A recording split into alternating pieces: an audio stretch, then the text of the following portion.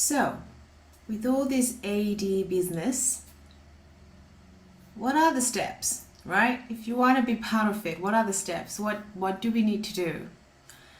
So, with AIDEE, it comes in 7 different steps.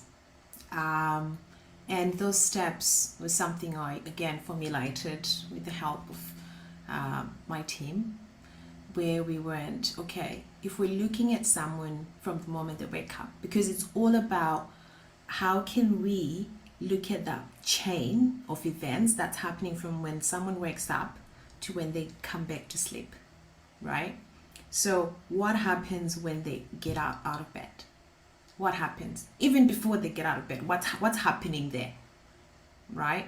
So we had it in 7 steps, where the first step is about personalization, because this is a very intimate space. This is a space where even whoever is giving them support is someone who really, like, it's a personal space. So they have to have the trust and know that this person is no, and respect and know that this person is there for their best interests, and know that this person is not there to harass them, to make the situation worse, but they're really there for them. So the first step is about a personalized approach to how we go about it. It's an intentional approach to say, in order for someone to feel empowered, even if they're not able to get out of bed on their own, but because we're interdependent, they recognize their need for support. But in that, there is empowerment, because they can choose. They know they have a choice to have that person, and they are choosing that support. So it's about personalizing the type of support that someone needs, about personalizing what is needed in that immediate moment. And in that as well, we then start looking at how can we use styling, right? In part, so a lot of times people look at grooming as, whatever. But actually, it's a very important part of personal care, very important. So we are looking at how can we use AIDEE around the personalized care in that first instance, putting the effort to understand what makes this person, what makes them excited, even if they're still in bed. Do they like perfume? Do they like to maintain their teeth cleaned? Do they like having their hair combed, brushed, washed, combed, someone to come in and brush it for them? Do they want a room with aromas, beautiful scents? It's really understanding the person, really understanding, even if this person is not able to do 1, 2, 3, but surely we can do something in that environment that makes them feel, this is me, this is my space, this is my sanctuary. They might not even be able to get to the kitchen themselves, but just the bedroom, that private, intimate space. They look around and they see themselves. So then we move more to whether it's the shower or the kitchen, but now we're moving up, where we're starting to look at the functionality of the space. So now we're trying to find, okay, if this person is going to need to get out of bed, how are we going to do that? We need assistive technology. Do we need human contact support? Do we need to put some equipment in the shower? Do we need to modify the space so that this person can feel that they can do something? So even if they need support, but they feel the need for support is a choice. It's something they can choose. It's not something that they have to, because the environment is not set up properly. So we then look at that. We then look at all those things to go, So what do we need to do to increase? So it's all about how can we increase the circle of empowerment? How can we improve that circle of empowerment? From the bedroom to the bathroom to the toilet. How can I improve that circle of empowerment? And that's what we want to have people think all the time as they go through the AIDEE framework. How can I improve the circle of empowerment?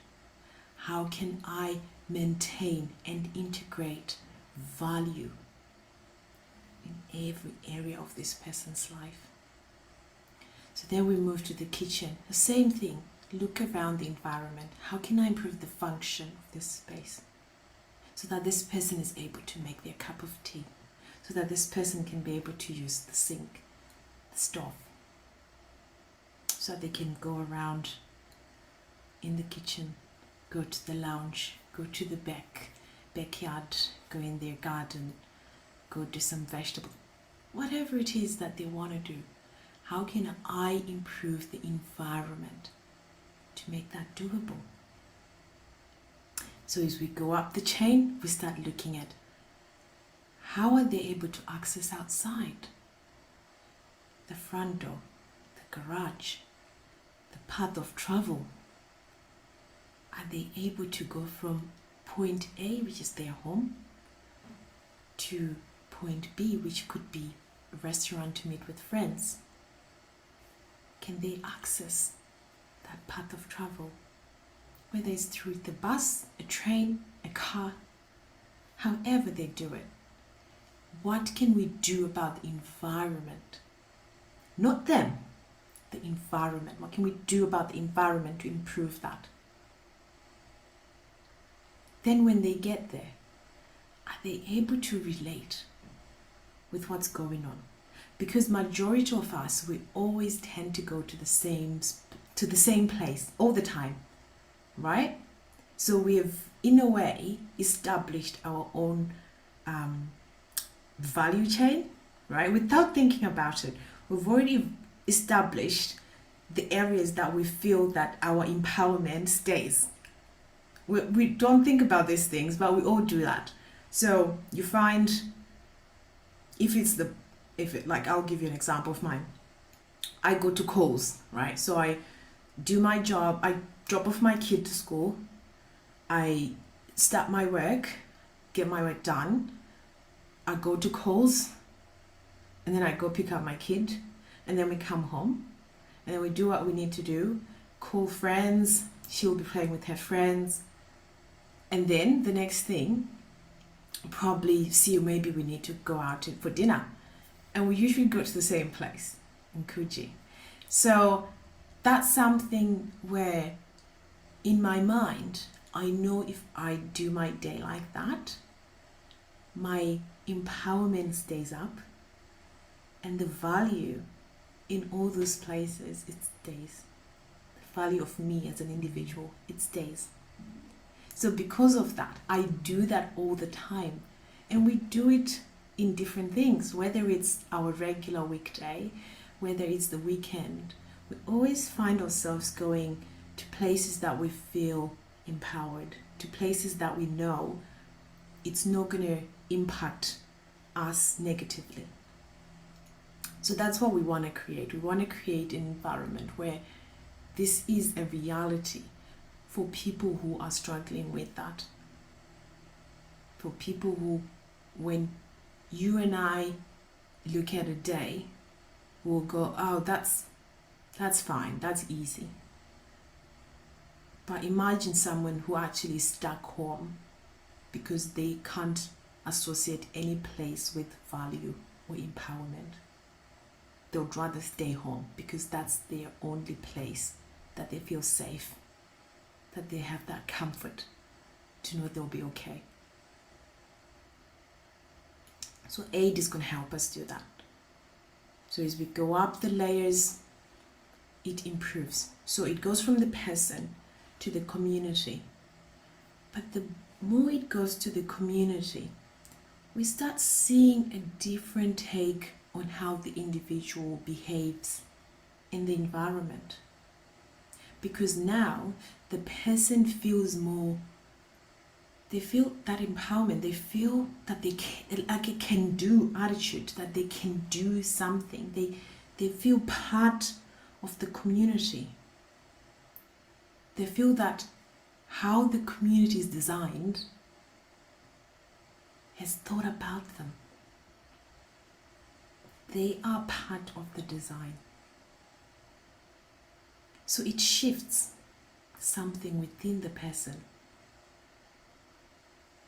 They feel integrated. They feel they have an opportunity to equitable, whether it's opportunities, whether it's environments, whether it's products, events, whatever it is, they feel someone cared enough. Someone cared enough. Their dignity.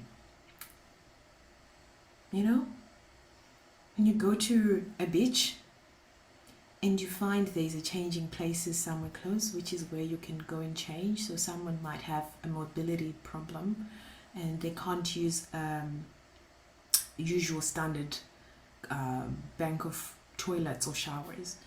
They would need somewhere where they can do what they need to do, just like anyone else. And all of a sudden, it changes someone.